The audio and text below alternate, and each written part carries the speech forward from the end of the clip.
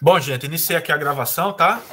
Da aula, né? Vou disponibilizar para vocês lá no CIGA, né? Assim que acabar nossa aula síncrona. Então, isso está gravando, tá gravando. Então, gente, boa tarde a todos, né? Feliz 2022, né? Que esse ano seja maravilhoso para todos nós, né? Que a gente volte, enfim, ao ensino presencial, né? Porque ninguém aguenta mais esse ensino remoto. Ainda não, Deane. Tá para dia 22 de fevereiro, né? A data provável do parto. Tá pertinho, né? Mas a barriga tá enorme já.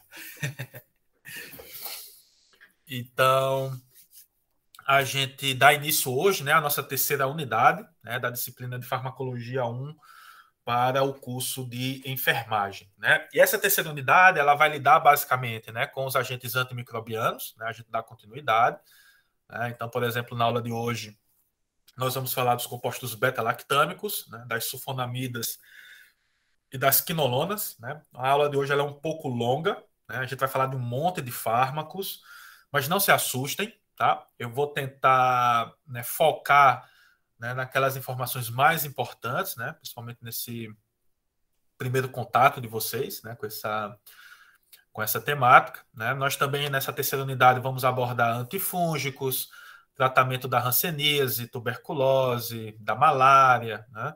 Tratamento das parasitoses, né? Por helmintos, protozoários. Né? Então, a terceira unidade vai lidar basicamente com essa temática, tá bom? Eu acho que eu tinha dito a vocês que talvez eu saísse dessa disciplina, né? Não sei se foi nessa ou da próxima, né? Mas não, né? Vou continuar até o final. Deu um babado muito grande aí, a gente não conseguiu contratar o professor substituto, tá bom? Então a gente vai até o final nessa mesma estratégia, né? Então, aulas síncronas, eu vou gravar a aula e depois eu disponibilizo para vocês no CIGA, né? Para quem quiser assistir em um outro momento, para tirar alguma dúvida, né? Pode fazer, tá bom? Então, gente, de novo, né? A nossa tarde hoje ela pode ser um pouco longa, né? Eu vou tentar ser um pouco direto, né? Para a gente não para não ficar muito cansativo, nem a gente terminar muito tarde. Mas a tarde de hoje ela vai ser dividida em dois momentos. Tá? Num primeiro momento, a gente vai falar dos compostos beta-lactâmicos, né? Que compreendem as penicilinas, né? Cefalosporinas, carbapenêmicos e o azetrionam. Né? Então, são os principais compostos beta-lactâmicos. E numa segunda parte, né, dessa tarde, a gente vai falar das sulfas, né, ou sulfonamidas, e das quinolonas, né, que também representam importantes agentes, né, antimicrobianos utilizados no tratamento de infecções causadas, né, por diferentes bactérias. Né? Então, isso aqui está planejado para a tarde de hoje, tá? Eu já disponibilizei os slides lá no CIGA, né? Quem quiser baixar para fazer as anotações, né, pode ficar à vontade, tá bom?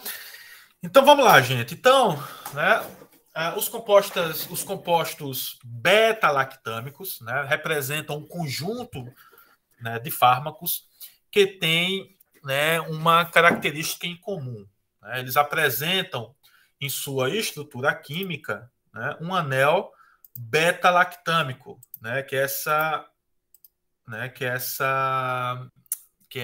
formulazinha aqui, né, essa estrutura aqui, melhor dizendo. Né? E vai ser esse anel beta-lactâmico que vai garantir, portanto, a atividade farmacológica desses compostos. Né? Então, dentro desses compostos conhecidos como beta-lactâmicos, nós temos as penicilinas, né? Tanto as penicilinas naturais, né, como a penicilina G, a penicilina V, né, como também derivados semissintéticos, né, como a moxicilina, ampicilina, ticarcilina, oxacilina, né, que são derivados, né, semissintéticos das penicilinas naturais. Né? Então, esse grupo penicilinas, né, representam, portanto, um importante grupo de compostos beta-lactâmicos. Só que, além disso, nós temos as cefalosporinas, né, que são divididas em gerações. Né? Então, cefalosporinas de primeira, segunda, terceira, quarta e quinta geração. Né? Como a gente vai ver, essa divisão em gerações, né, se dá de acordo, principalmente, com o espectro de ação, né, de cada uma dessas cefalosporinas. E temos também os compostos carbapenêmicos e os monobactâmicos, né, cujo principal exemplo de monobactâmico aqui no país é o azetrionam. né? Então, são esses os principais compostos beta-lactâmicos, né, que vamos falar nessa primeira parte da aula. E todos eles, né, como já comentamos, possuem em sua estrutura química esse anel aqui, ó, beta-lactâmico, né, que é essencial para a sua atividade farmacológica, né? E como esses compostos beta-lactâmicos eles atuam, né, melhor dizendo. Todos eles, gente, são fármacos bactericidas, né? Eles levam, portanto, à morte das bactérias, né? Como? Impedindo a síntese da parede celular bacteriana.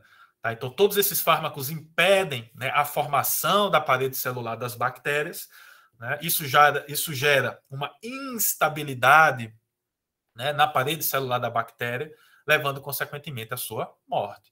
Tá? Então, todos os compostos beta-lactâmicos, né, independentemente se é uma penicilina, cefalosporina, um composto carbapenêmico ou um monobactâmico, né, todos eles atuam da mesma forma, né, impedindo a síntese da parede celular das bactérias, gerando, portanto, né, uma ação bactericida. Tá? Então, na aula de hoje, né, a gente vai falar das penicilinas, né, naturais, seus derivados semissintéticos.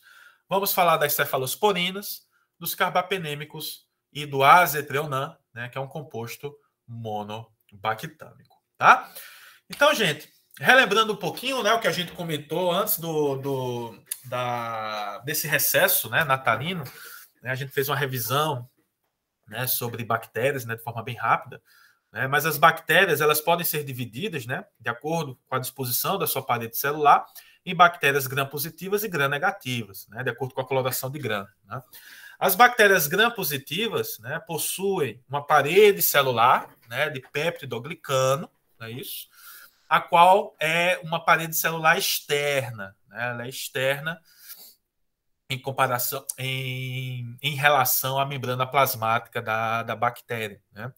E ela é uma parede celular considerada espessa, né? Visto que ela pode ser formada de 50 a 100 moléculas de peptidoglicano, né? Enquanto que as bactérias gram-negativas, né, apresentam uma parede celular que fica entre, né, duas membranas celulares, né, e é uma parede celular mais delgada, né, normalmente, né, sendo composta por uma única molécula de peptidoglicano. Né? Mas, independentemente se a bactéria é gram-positiva ou gram-negativa, a parede celular dessas bactérias ela é muito importante. Né? Por quê? Porque ela garante, ó, estabilidade mecânica. Então, se a gente tem um fármaco, né, capaz de impedir a formação dessa parede celular, como fazem os compostos beta-lactâmicos, a gente acaba gerando uma instabilidade nessa parede celular e, com isso, então, né, a bactéria ela acaba sofrendo um processo de lise, ela acaba morrendo. Né? Então, esses compostos beta-lactâmicos são bactericidas por conta disso, né, porque eles são capazes de inibir a síntese da parede celular, tanto em bactérias gram-positivas, como também podem fazer, né, podem exercer esse efeito também em bactérias gram-negativas. Né, vai depender do tipo de penicilina, né, que a gente vai abordar já já. Bom, então, para a gente entender, né, o efeito farmacológico das penicilinas, né, dos compostos beta-lactâmicos, melhor dizendo, a gente precisa conhecer também como se dá a síntese dessa parede celular. Né? Então, como eu falei, a parede celular das bactérias gram-positivas e gram-negativas ela é composta de peptidoglicano. Né? Então, a gente vai ter cadeias de glicano, né, que são açúcares, né, aminoaçúcares. No caso das bactérias, essa cadeia de glicano ela é formada pelo ácido N-acetilglicosamina e o ácido N-acetilmurâmico, né, que são dispostos de forma alternada. Né? Então, a gente sempre vai ter NANAG, NANAG, NANAG, NANAG. Né? E essas cadeias de glicano, né, adjacentes, que estão próximas, elas são ligadas entre si por meio de ligações cruzadas, né, entre peptídeos que estão associados ao ácido N-acetilmurâmico. Né? Então, esse ácido acetilmurâmico, ó, que é um aminoaçúcar, né, um açúcar, ele possui, né, ligado à sua estrutura, né, uma cadeia peptídica. Né? E essa cadeia peptídica ela é utilizada para ligações cruzadas, né, entre filamentos de glicano. Né? Então, com isso, então, a gente vai tendo a formação da parede celular das bactérias. Né? E quem catalisa, gente, essa ligação cruzada, ó, né, entre os peptídeos associados ao ácido desacetilmurâmico é uma enzima conhecida como transpeptidase, né? Também conhecida, né, como proteína de ligação às penicilinas. Então, é essa enzima aqui, ó, a transpeptidase, que vai ser bloqueada pelos compostos beta-lactâmicos. Né? Então, todos os compostos beta-lactâmicos, penicilinas, cefalosporinas, compostos carbapenêmicos, monobactâmicos, atuam bloqueando essa enzima, né? A enzima transpeptidase. E ao bloquear essa enzima transpeptidase, a gente impede a formação da parede celular das bactérias. Né? Então, é um mecanismo de ação super simples, mas o resultado final vai ser a morte das bactérias. Ok? Tranquilo? Alguma dúvida, gente? Pode escrever no chat, viu?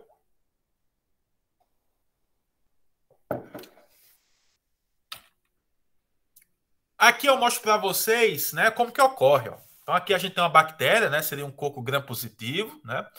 Então aqui no seu exterior ó, a gente tem a sua parede celular, né? Então aqui a gente tem o exemplo das penicilinas, que vão bloquear essa enzima transpeptidase, bloqueando a formação da parede celular, né? Então isso vai causar ó, uma instabilidade nessa parede celular, né? O que vai permitir, portanto, o extravasamento, né, do citoplasma bacteriano, né, até chegar um ponto ó, que a parede, né, que a integridade da parede celular ela se perde, né, e o citoplasma bacteriano acaba ó, né, sendo expelido, né, formando o que chamamos de esferoblasto. Né, e esse esferoblasto ele é instável e ele acaba sofrendo um processo de lise. Né, então, isso daqui é só para mostrar para vocês que quando a gente bloqueia a síntese da parede celular bacteriana, a gente causa uma instabilidade nessa parede celular e o resultado disso, gente, é a morte dessa bactéria. Tá? Então, todos os compostos beta-lactâmicos são agentes bactericidas. Né? Eles levam à morte das bactérias porque são capazes, né, de causar uma instabilidade nessa parede celular. Tá? Então, isso ocorre para todos os compostos beta-lactâmicos. Outro ponto muito importante, gente, com relação aos compostos beta-lactâmicos, né, são os mecanismos de resistência que as bactérias desenvolveram ao longo dos anos. Né? Então, as bactérias elas se tornaram resistentes aos compostos beta-lactâmicos, essencialmente por desenvolverem 4 mecanismos. Né? Talvez os principais deles, né, desses mecanismos, sejam esses dois aqui, ó. Inativação por beta-lactamases, né? Então, algumas bactérias simplesmente desenvolveram uma enzima, né, conhecida como beta-lactamase, que é capaz de degradar o antibiótico, né, o composto beta-lactâmico, né, inativando-o. Né? Então, esse mecanismo aqui ele é muito importante. Né? Por exemplo, atualmente, né, mais de 90% das cepas de Staphylococcus aureus, né, é resistente às, né, penicilinas, né, por conta do desenvolvimento, né, de uma enzima beta-lactamase. Né? Não é à toa que hoje em dia, né, algumas preparações, né, utilizam clavulonato, né, o tazobactam, avibactam, que são inibidores dessa enzima beta-lactamase. Né? Então isso acaba garantindo que o antibiótico, né, beta-lactâmico consiga exercer os seus efeitos. Então isso a gente vai falar um pouquinho mais para frente. Né? Além dessa beta-lactamase, né, que a gente vai falar um pouquinho mais dela já já, outro mecanismo de resistência muito importante é esse daqui, ó, modificação ou mutação do alvo. Né? Então, bactérias, em especial Staphylococcus aureus, né, desenvolveram uma transpeptidase, né, que é essa enzima aqui, ó, né, que é responsável pela síntese da parede celular das bactérias. Né? Então, esses Staphylococcus desenvolveram, né, uma transpeptidase de alto peso molecular.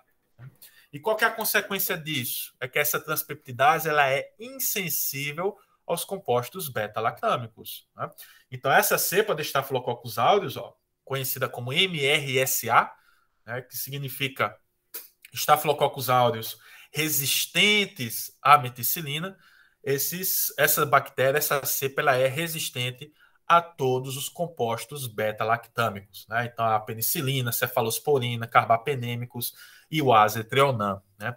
Com exceção, como a gente vai falar já já, né, de uma associação entre a ceftazidima e o avibactam, né, que atualmente se apresenta como escolha, né, para o tratamento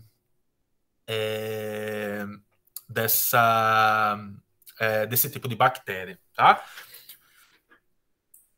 Isso, a que modificação você está falando? Ah, modificação e mutação do alvo? Isso, essa bactéria ela desenvolveu uma transpeptidase diferente, né? Então ocorreu uma mutação lá no DNA da bactéria que acabou criando uma transpeptidase diferente das outras bactérias, né? Que a gente chama de transpeptidase de alto peso molecular, porque ela acaba sendo uma enzima muito maior do que era antes, digamos assim, né? Então ela causou, né? Ou então ocorreu uma mutação nessa enzima transpeptidase e essa mutação faz com que os compostos beta-lactâmicos atualmente disponíveis, né, sejam ineficazes, né, não consigam se ligar a essa transpeptidase, né? Então ela continua lá sintetizando normalmente a parede celular, né? Então essa cepa de MRSA, né, se tornou resistente a todos os compostos beta-lactâmicos por conta disso, né? Ela desenvolveu uma enzima transpeptidase um pouco diferente, né, que é insensível aos compostos beta-lactâmicos atuais, ok? Eu falei a ceftazidima com a avibactam, eu errei, gente. Na realidade, são as cefalosporinas de quinta geração, né? Que é são as cefalosporinas mais novas, né? E essas cefalosporinas, elas conseguem, né, portanto, inibir esse tipo de transpeptidase, tá? Então, essa MRSA acaba sendo, né, uma bactéria bastante complicada, né? Quando ocorre como infecção hospitalar, né, é de difícil controle, mas hoje em dia, né, existem alguns fármacos que conseguem, né, levar a um efeito bactericida ou bacteriostático, né, para esse tipo de bactéria.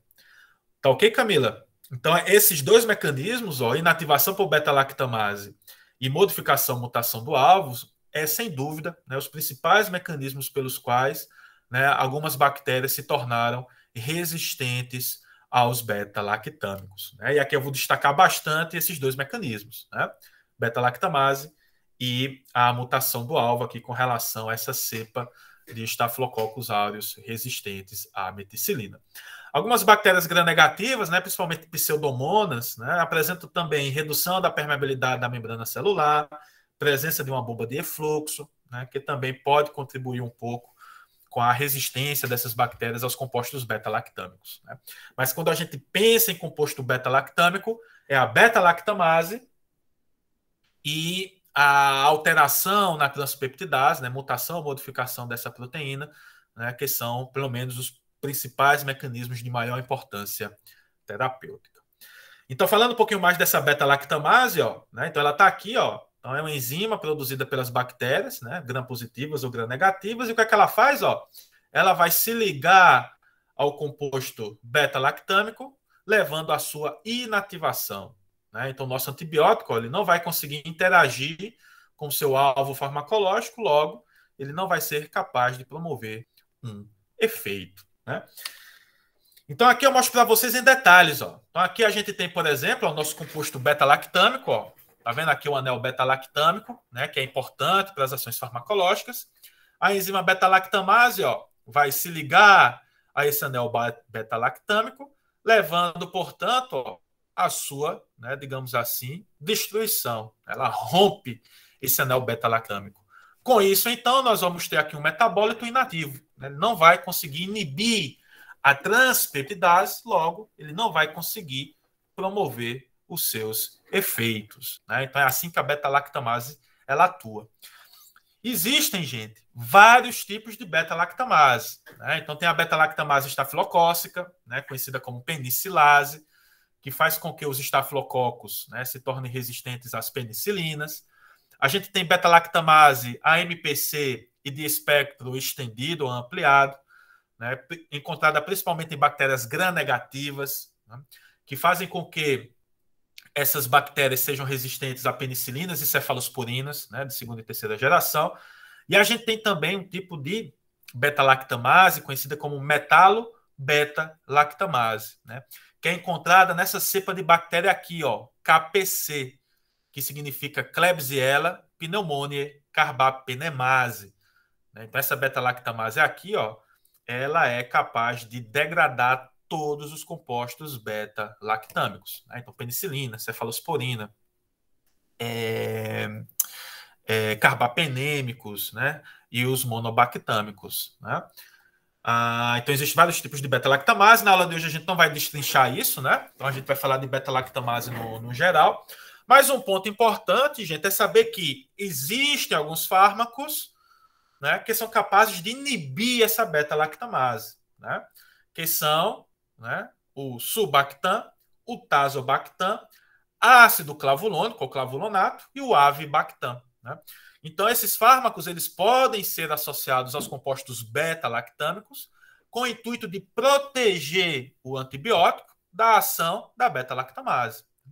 Então, eu aposto aqui que todo mundo já deve ter visto, né, a associação de amoxicilina com o clavulonato, não é? Podem escrever aí no chat se sim ou se não, né? Essa é a associação clássica, né? E qual é a função do clavulonato nessa associação? Né? É bloquear a enzima beta-lactamase com o intuito de garantir que a amoxicilina consiga produzir os seus efeitos bactericidas, né?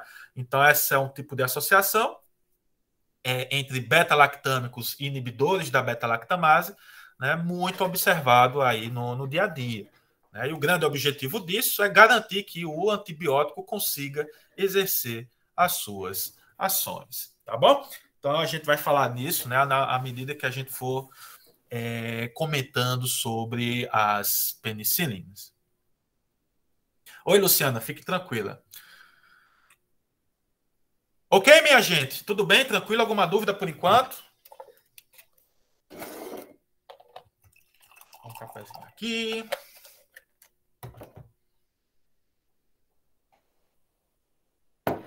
Então vamos lá. Vamos abordar agora as penicilinas, tá? Então a gente só vai falar de penicilina a partir de agora, tá?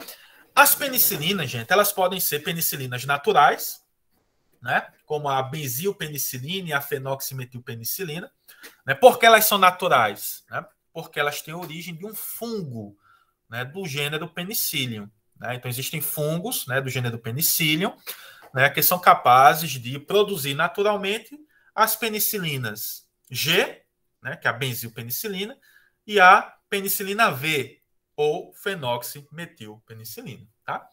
Todas as penicilinas, gente, isso aqui é momento cultural, tá? Ninguém vai cobrar isso de vocês em prova, avaliação, nada disso.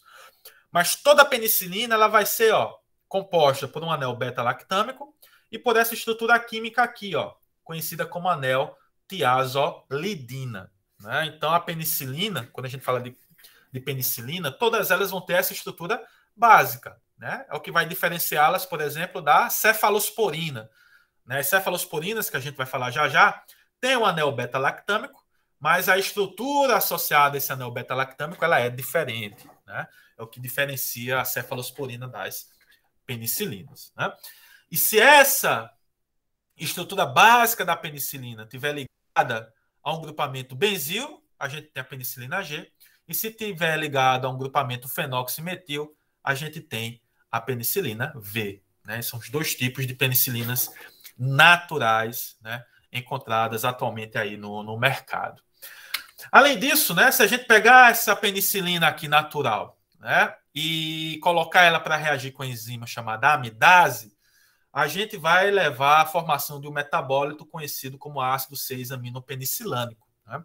E a partir desse metabólito, ó, né, mais precisamente aqui desse nitrogênio, a gente pode inserir diferentes cadeias laterais. Né? Então é a partir disso que a gente consegue a síntese dos derivados semissintéticos das penicilinas, né? Que se diferenciam dos compostos naturais por conta do seu espectro de ação, como veremos a seguir, e também por algumas questões farmacocinéticas. Né? Então, a gente tem as isoxazolilpenicilinas, aminopenicilinas, né? Ureidopenicilinas e as carboxipenicilinas. Né? Então, são os principais derivados de penicilina e são produzidos dessa forma. Né? Então, a gente utiliza uma amidase, né, que vai transformar a nossa penicilina no ácido 6-aminopenicilânico, e a partir disso, então, a gente pode introduzir diferentes cadeias laterais, né, nessa estrutura química, levando à formação, consequentemente, dos nossos derivados semissintéticos da penicilina. Né? Então, isso aqui é só um momento cultural, né, para a gente entender como é que é a penicilina natural e como se formam os derivados semissintéticos. Bom, gente, então, ó, como penicilinas naturais, nós temos a penicilina G e V, né? Como derivados sintéticos de importância, a gente tem as isoxazolilpenicilinas, aminopenicilinas, carboxipenicilinas e ureidopenicilinas, tá? Agora eu vou dar para vocês um bizu, tá? Vou falar para vocês a principal característica de cada uma dessas penicilinas, né? Então é uma forma da gente meio que conseguir, né, entender, né, as suas aplicações, né, o motivo pelo qual elas são usadas, tá? Com relação às penicilinas naturais, ó, anotem aí, né? As penicilinas naturais, elas são efetivas, né? São muito boas para tratar infecções causadas por bactérias gram-positivas, sobretudo cocos, né? Como os estreptococos, né? Então, infecções estreptocócicas, né? Elas são, né, ou podem ser tratadas utilizando penicilinas naturais. Né? Então, é uma faringite, uma sinusite, né, causada por Streptococcus pyogenes, por Streptococcus pneumoniae. Né? Então, infecções estreptocócicas, né, elas, em geral, são sensíveis às penicilinas naturais. Né? No entanto, com relação aos estafilococos, né, então, a grande maioria dos estafilococos hoje em dia são resistentes às penicilinas naturais. Né? Então, se existe uma infecção causada por um Staphylococcus aureus, né, penicilina natural e água vai ser a mesma coisa. Né? Então, quando a gente pensa em penicilina natural, a gente pensa na sua atividade contra estreptococcus, né, cocos gram positivos. Né? Também tem ação em outras bactérias, né, que a gente vai falar já já, mas, né, o destaque é a ação das penicilinas naturais para, né, estreptococcus. Outro ponto importante, gente, é que tanto a penicilina G como o V, elas são facilmente hidrolisadas por beta-lactamases. Né? Então, é por isso que os estafilococcus aureus são resistentes. Né? Quase todos os estafilococcus aureus produzem beta-lactamase, logo, a penicilina G e a penicilina V são, né, ineficazes para o tratamento de infecções causadas por esse tipo de bactéria. Já as isoxazolilpenicilinas, né, são antibióticos, né, são derivados de penicilina que são conhecidos pela sua resistência à ação da beta-lactamase.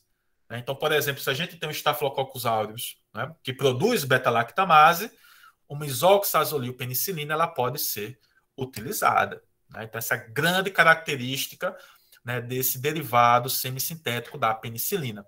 Aqui no país, a gente só tem a oxacilina, né, como representante dessa classe. Né? Uma penicilina utilizada em ambiente hospitalar para o tratamento de infecções graves, né, causadas por Staphylococcus aureus, produtores de beta-lactamase. Já as aminopenicilinas, ó, são penicilinas que têm um espectro de ação ampliado, né? Então atuam tanto em gram-positivas como gram-negativas, né? Como enterobactérias. Né? Os seus representantes aqui no país são a amoxicilina e a ampicilina. Né? São fármacos que são sensíveis à beta-lactamase, logo é comum, né, a utilização de aminopenicilinas em conjunto com inibidores da beta-lactamase, né, como, por exemplo, o clavolonato. Né? Então, a associação amoxicilina-clavolonato, ou ácido clavulônico, né, é bastante empregada com o intuito de bloquear a enzima beta-lactamase, garantindo, portanto, né, a ação da aminopenicilina. Então, a aminopenicilina ela não vai ser degradada. A gente vai falar disso já já. Já a carboxi e a ureidopenicilina, né, são penicilinas conhecidas como antipseudomonas. Né? São antibióticos de espectro ampliado, né, gram-positivas, gram-negativas, mas a sua principal característica é que são fármacos que têm ação contra as pseudomonas, né, uma bactéria gram-negativa, né, muito importante no contexto hospitalar, né, causando infecções hospitalares. Né, as carboxes e as ureídopenicilinas são utilizadas em ambiente hospitalar, tá? Né, não são utilizados ambulatorialmente e são utilizados devido a essa sua ação anti-pseudomonas. Né? Então, é a principal característica desses derivados da penicilina. Né? Então, esse slide aí, gente, pode anotar para vocês estudarem depois. Né? Resume, né, de forma importante a ação de todas as penicilinas, né? Penicilinas naturais e os seus derivados semissintéticos, né? Com relação, obviamente, às suas principais características farmacológicas. Então, se um dia você ouvir falar penicilina anti-pseudomonas, então vai estar falando da ticarcilina, né, que é uma carboxipenicilina, ou da piperacilina, né, que é um ureídopenicilina. Tá? Então, essas são as, né, principais características farmacológicas das penicilinas naturais e dos seus derivados semissintéticos.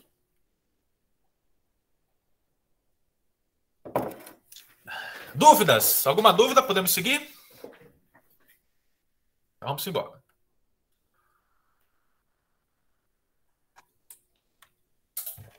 Opa! Então, gente, vamos falar um pouquinho, né? Vamos destrinchar um pouquinho essas penicilinas, né? Começando com a penicilina, com as penicilinas naturais, né? Então, as penicilinas naturais, a gente tem a penicilina G, né? Conhecida como benzilpenicilina, e a penicilina V, conhecida como fenoximetilpenicilina, né?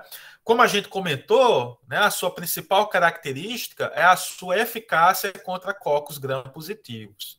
Atualmente, espécies de estreptococos, né? Então, infecções estreptocócicas, né, são tratadas ou podem ser tratadas com penicilinas naturais. Estafilococos, né, que também são cocos gram-positivos, atualmente, quase todos eles são resistentes às penicilinas naturais, né, por conta da produção de uma beta-lactamase. Né? Então, os estafilococos produzem uma beta-lactamase que é capaz de degradar as penicilinas naturais. Só que além dessa importante ação contra estreptococos, as penicilinas também são efetivas, né, as penicilinas naturais, para o tratamento de infecções causadas pela Neisseria meningitidis, né, que pode causar meningite, né, contra espiroquetas, como a Leptospira interrogans, né, que causa a leptospirose, o treponema pálido, que causa a sífilis. Né? Então, a sífilis, né, o fármaco de primeira escolha é uma penicilina natural, né, principalmente a penicilina G. Né? Alguns bacilos gram-positivos e anaeróbios também são sensíveis às penicilinas naturais. Mas quando a gente pensa em penicilina natural, a primeira coisa que vem à nossa cabeça, gente, é estreptococos e espiroquetas. Né? Então, são as principais ações das penicilinas naturais. Com relação à sua farmacocinética, alguns pontos merecem destaque. Né? Então, no caso da penicilina G, ou benzilpenicilina, essa penicilina ela é instável e meio ácido. Então, ela não pode ser administrada por via oral. Né? Então, a penicilina G ela é administrada somente por via parenteral. Se utilizada por via intravenosa, né, a meia-vida da penicilina G ela gira em torno de 15 a 30 minutos. É bem rapidinho. Né? Ela é rapidamente eliminada. No entanto, né, é comum a utilização da penicilina G em preparações de depósito. Né? Então, é a penicilina G associada à procaína ou à benzatina. Né? Então, isso faz com que, após a administração intramuscular, a gente tenha uma duração de efeito de 4 a 5 dias, né, para a penicilina G procaína, ou de até 26 dias para a penicilina G benzatina, né, que acaba sendo a mais comumente utilizada. Aposto aqui que todo mundo já ouviu falar do benzetacil, né? Fui na farmácia, eu fui não sei aonde, tomei uma benzetacil, né, no bumbum, doeu muito, né? O benzetacil nada mais é do que a penicilina G benzatina, né, que é utilizada para prevenção de febre reumática, para o tratamento de, né, infecções estreptocócicas, como faringite, sinusite. Né? Então, a penicilina G benzatina bastante utilizada. Né? Então, é uma forma de depósito. Então, após a administração por via intramuscular, né, essa penicilina G-benzatina ela é liberada de forma gradual e lenta na corrente sanguínea, né, garantindo a duração de ação de quase um mês. Né? Outro ponto importante é que as penicilinas, né, a penicilina G, ela consegue se distribuir por todo o corpo. Né? No indivíduo normal, ela não ultrapassa a barreira hematoencefálica, né, mas na vigência de uma meningite, né, a meningite rompe a barreira hematoencefálica, ela consegue, né, por exemplo, alcançar o sistema nervoso central. O metabolismo hepático é insignificante e ocorre eliminação renal. Né? Então, aqui, gente, tem uma questão importante. Tá? Então, a penicilina G, sobretudo quando administrada por intravenosa, né, por via intravenosa, ela deve ter um ajuste de dose, né, em pacientes com insuficiência renal ou crianças. Né? Crianças também, porque tem uma função renal pouco desenvolvida. Né? Por quê? Porque, caso contrário, essa penicilina ela pode se acumular, né, no organismo do paciente, aumentando o risco de reações adversas. Né? A principal delas, e talvez mais perigosa, são as crises epilépticas, né, convulsões, que podem ocorrer, né, com altos níveis de penicilina natural na corrente sanguínea. Tá? Então, essa é uma questão relativamente importante. Já a penicilina V, né, que é a fenoximetilpenicilina, ela é estável em meio ácido. Né? Então, ela pode ser administrada por via oral. Né? Então, quando administrada por via oral, sua meia-vida é curtinha, né, e apresenta as mesmas características farmacocinéticas da sua amiga penicilina G. Né? Então, distribui por todo o corpo, metabolismo hepático insignificante e eliminação renal. Né? Eu, particularmente, né, nunca vi penicilina V, né, sendo prescrita ou sendo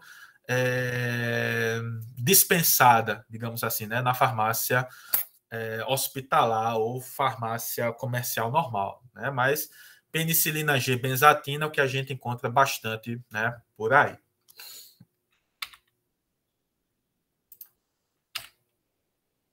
Então, gente, ó, as principais indicações terapêuticas, ó, das penicilinas naturais, como eu falei para vocês, ó, é para o tratamento de infecções estreptocócicas. Né? Então, erisipela, amidalite, faringite, pneumonia, meningite, infecção dentária, né, endocardite. Então, qualquer infecção causada por um streptococcus, ela pode ser tratada, né, com as penicilinas naturais. Né? Mas também, ó, a meningite causada pela Neisseria, actinomicose, sífilis, né, sobretudo sífilis, né, a penicilina natural, as penicilinas naturais são fármacos de primeira escolha, mas também leptospirose, gangrena gasosa e a listeriose. Então, se eu fosse aqui destacar para vocês as principais indicações, né, eu diria, ó, infecções estreptocócicas e o tratamento, sobretudo, da sífilis, né, onde as penicilinas naturais, né, são ainda bastante empregadas.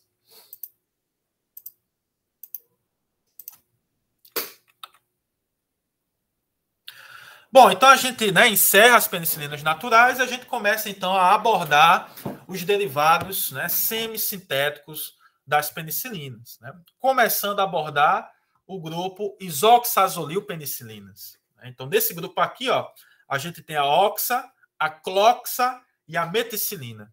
Né? Só que aqui no país, somente a oxacilina é ainda utilizada. Sobretudo, gente, em ambiente hospitalar. A oxacilina só é utilizada basicamente nos hospitais. Né?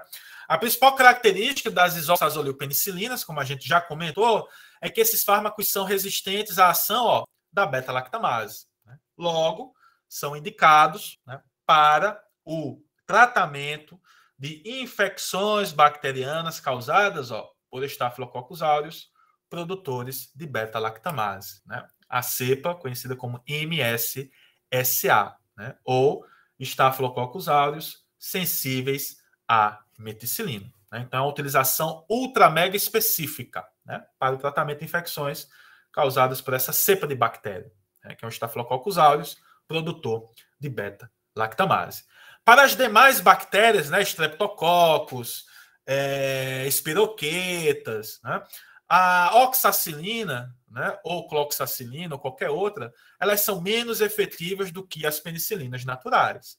Tá? Então, por conta disso, elas não são utilizadas. né? Então, a única indicação e utilização da oxacilina é para o tratamento, né, de infecções causadas por bactérias, sobretudo Staphylococcus aureus, produtoras de beta-lactamase, tá bom? Então tá aqui a indicação, ó, infecções graves, né, em ambiente hospitalar, causadas por Staphylococcus aureus, produtores de beta-lactamase, conhecidos como MSSA. Tá certo? Então, oxacilina aqui, ó, é o principal representante dessa classe. Em seguida, gente, nós temos as aminopenicilinas, né? Essas daqui são, né, as meninas, como é? A menina do olho de ouro, tá? Tem uma, agora eu esqueci. Né? Mas são as penicilinas, eu diria, mais usadas, né? Ambiente hospitalar, ambulatorial, né? Por quê? Porque podem ser utilizadas por via oral, né? Então vocês devem ter visto, ó, que a oxacilina é utilizada por via intravenosa, né? As penicilinas naturais via intramuscular, né? A penicilina V via oral, pouco usada, mas as aminopenicilinas podem ser utilizadas, né, por via oral ou por via intravenosa, né? E o mais legal é que são penicilinas de espectro expandido, né? Então, além de atuar em bactérias gram-positivas, né, como as penicilinas naturais, elas também têm ação contra bactérias gram-negativas, né?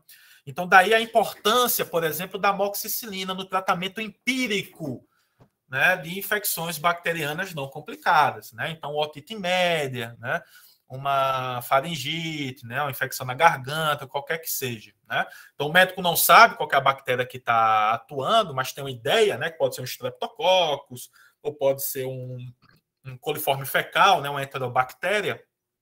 A amoxicilina ela vai conseguir produzir as suas ações farmacológicas, né? Porque é um fármaco que pode atuar tanto em bactérias gram-positivas como gram-negativas, né? Então, essa é a principal característica e a importância das aminopenicilinas, né? Que eu me atrevo a dizer que dentro das penicilinas, talvez seja o grupo mais utilizado, mais importante, tá bom? No entanto, ó, são sensíveis à beta-lactamase, né? Para vocês verem que nem tudo é perfeito, né? Só que podem ser administrados, né, com o sulbactam ou com o ácido clavulônico, né? No caso da ampicilina, ela pode ser associada ao sulbactam, e no caso da amoxicilina, ela pode ser associada ao clavulonato ou ácido clavulônico, né? Então, esses fármacos aqui, ó, vão bloquear a beta-lactamase, garantindo, portanto, que os nossos antibióticos, ó, ampicilina e amoxicilina, consigam produzir os seus efeitos farmacológicos. Então, ó, são efetivas contra cocos gram-positivos, né, bacilos gram-negativos, principalmente aqui, ó, destacando as enterobactérias. Lembrei agora, Deana, é menina dos olhos, né? Então, as aminopenicilinas são a menina dos olhos, né, desse grupo penicilina, né? Então, galinha dos ovos de ouro e menina dos olhos.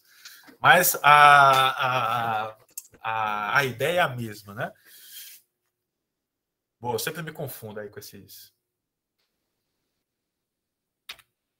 Bom, vamos lá. As aminopenicilinas, elas são estáveis em meio ácido, né? Então elas podem ser administradas por via oral, né? Que é uma grande vantagem, tá? Aqui vale um destaque, né?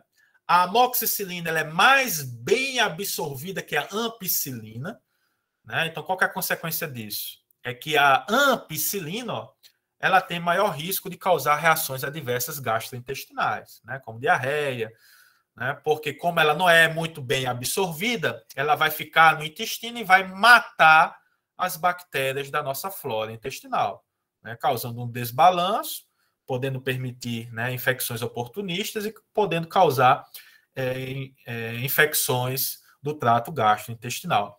Com a amoxicilina, isso tem menor chance de ocorrer, né, porque a amoxicilina ela é mais bem absorvida. Né? Então, a amoxicilina que é administrada, quase toda ela vai para a corrente sanguínea. Né? Outro ponto com relação à amoxicilina de importância, né, principalmente para a via oral, é a sua maior meia-vida. Né? Então, a amoxicilina, né, ela tem uma meia-vida em torno de 8 horas, em comparação a 6 horas da ampicilina. né? Então, a amoxicilina ela pode ser utilizada, né, no menor número de tomadas diárias, né, em torno de, né, 4 vezes ao dia. E outro ponto importante, gente, é que esses fármacos são eliminados na urina, ó, Evelyn, na sua forma ativa, né? Então, qual que é a importância disso? São fármacos que podem ser utilizados no tratamento de infecções urinárias, né? Porque lá nas vias urinárias a gente vai ter o nosso fármaco na sua forma ativa. Então, se tiver uma bactériazinha por lá, né, esse nosso fármaco, esse nosso antibiótico vai conseguir exercer as suas funções, né? No entanto, vale destacar, ó, necessidade de ajuste de dose para pacientes com insuficiência renal ou crianças, né? Porque se o paciente está com insuficiência renal, esse fármaco pode se acumular, né, podendo causar, né, aumentar o risco de reações adversas. Aqui, gente, ó, eu vou deixar uma tabelinha para vocês, né? Para servir de consulta para a vida de vocês, né? Isso aqui não é nada que eu vá cobrar em avaliação nem nada, né? Porque eu acho injusto, né? Mas aqui mostrando, ó, a via de administração, as doses, né, comumente usadas em crianças e adultos e o intervalo de doses, né?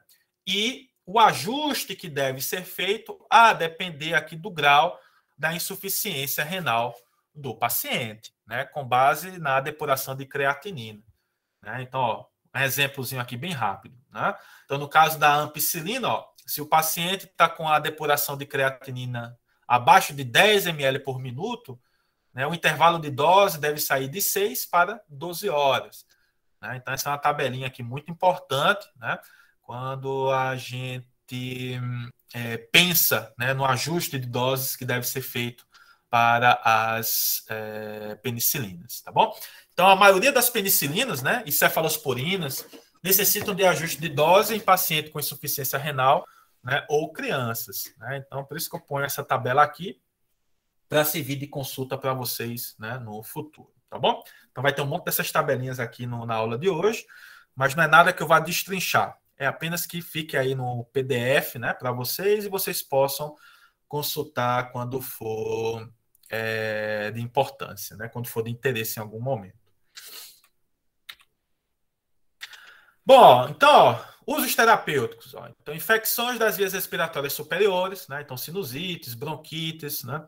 Amidalite, meningite, né? Também pode ser uma indicação das aminopenicilinas, e infecções do trato urinário, né? Principalmente aquelas causadas por enterobactérias, né? Visto que enterobactérias elas são, né, sensíveis às aminopenicilinas, tá bom? Aqui algumas indicações das aminopenicilinas, mas talvez, gente, a informação mais importante que vocês têm que ter em mente é que as aminopenicilinas têm um espectro de ação expandido, né? Então, tem ação contra gram-positiva e gram-negativa, né?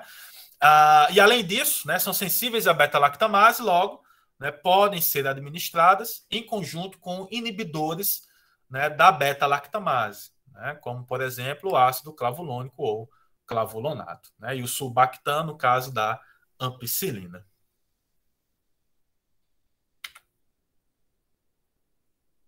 E para encerrar, gente, né, as penicilinas, né, os comentários gerais, a gente vem falar da carboxipenicilina, né, a ticarcilina é o principal exemplo, e das ureidopenicilinas, né, onde a piperacilina é o principal exemplo. Né. A principal característica desses derivados é a sua ação anti-pseudomonas. Tá? Tem espectro de ação expandido, né, contra bactérias gram-positivas e gram-negativas, né, sendo que a piperacilina é mais potente. No entanto, esses dois fármacos se destacam, ó, pela atividade anti-pseudomonas. Né? Então, se tem uma pseudomonas, né, uma bactéria causando uma infecção, né, num paciente, né, também são usadas em ambiente hospitalar, sobretudo, né, esses fármacos podem ser utilizados. Né? A piperacilina ela é mais potente do que a ticarcilina contra a pseudomonas. São sensíveis à beta-lactamase, ó, então podem ser administradas em conjunto com ácido clavulônico, no caso da ticarcilina, ou no caso da piperacilina, em conjunto com o tazobactam. Né? E as principais indicações, ó, pneumonia, infecções intraabdominais e urinárias, né, causadas por bactérias gram-negativas, principalmente, gente, Pseudomonas aeruginosa. Tá? Então, qualquer material que vocês forem consultar, né, sejam eles livros ou diretrizes, né, terapêuticas, quando elas falam da ticarcilina e da piperacilina, elas sempre usam o termo, ó, penicilinas antipseudomonas, né, porque eventualmente são utilizadas principalmente para o tratamento de infecções causadas por esse tipo de bactéria. Aqui eu já falei. Ó, farmacocinética. Então, são agentes utilizados por via intravenosa, né? Então, ambiente hospitalar. Eliminação renal de sua forma ativa na ticarcilina, né? A piperacilina ela é metabolizada, né? Então, é necessário também ajuste de doses em crianças e em pacientes com insuficiência renal. E aqui eu deixo para vocês, ó, né, as vias de administração, as doses e o intervalo, né? E os ajustes que devem ser feitos na presença de uma insuficiência renal, tá bom?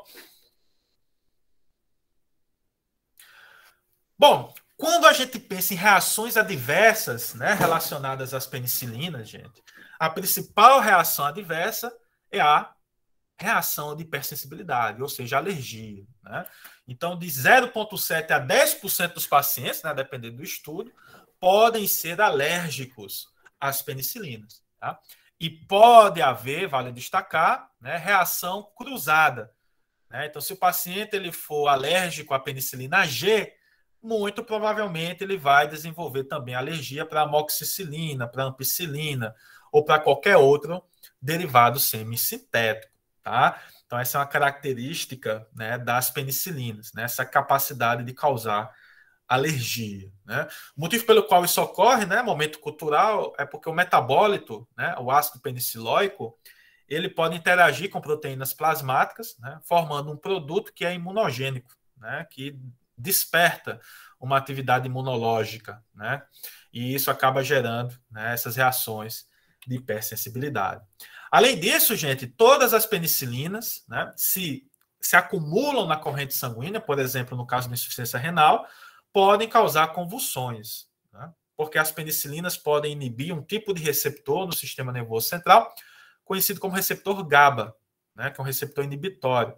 Então, isso aumenta a atividade neuronal, podendo gerar convulsões, né? Então, daí a importância, né, do ajuste de doses em pacientes com insuficiência renal, né, para evitar esse tipo de reação adversa. E para aqueles fármacos que são utilizados por via oral, né, como a amoxicilina e a ampicilina, né, a gente destaca principalmente distúrbios gastrointestinais, né, e a possibilidade de infecções oportunistas, né, porque esses fármacos, quando administrados por via oral, podem atuar no intestino, né, matando as bactérias que compõem a flora gastrointestinal, e isso acaba gerando, consequentemente, né, distúrbios gastrointestinais ou favorecendo o surgimento de infecções oportunistas. Então, amoxicilina, ampicilina, tem como principais reações adversas, ó, distúrbios gastrointestinais e infecções oportunistas, tá bom? Lembrando que, comparando a amoxicilina com a ampicilina, a ampicilina, né, vou até destacar aqui, ó, vai ficar na gravação, né, a ampicilina tem maior risco de causar essas reações adversas, né? Por quê? Porque ela não é tão bem absorvida como a amoxicilina, né? Então, parte da ampicilina fica lá no trato gastrointestinal, né, matando, portanto, as bactérias que compõem a flora do intestino. Aí aqui demais reações adversas, ó, cloxacilina e eosinofilia, mas aqui não tem importância para a gente, né? Oxacilina, aumento reversível das transaminases, né? Então dano hepático. Carbenicilina e ticarcilina podem causar ainda hipopotassemia, né? Então algumas outras reações adversas que eventualmente podem ocorrer para as penicilinas. Dúvidas, meus amigos?